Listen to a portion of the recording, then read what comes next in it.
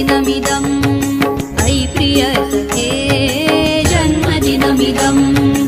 I प्रियसखे शन्तनोतु ते सर्वदा मुदम् शन्तनोतु ते सर्वदा मुदम् प्रार्थयामहे भवशतायुषी प्रार्थयामहे भवशतायुषी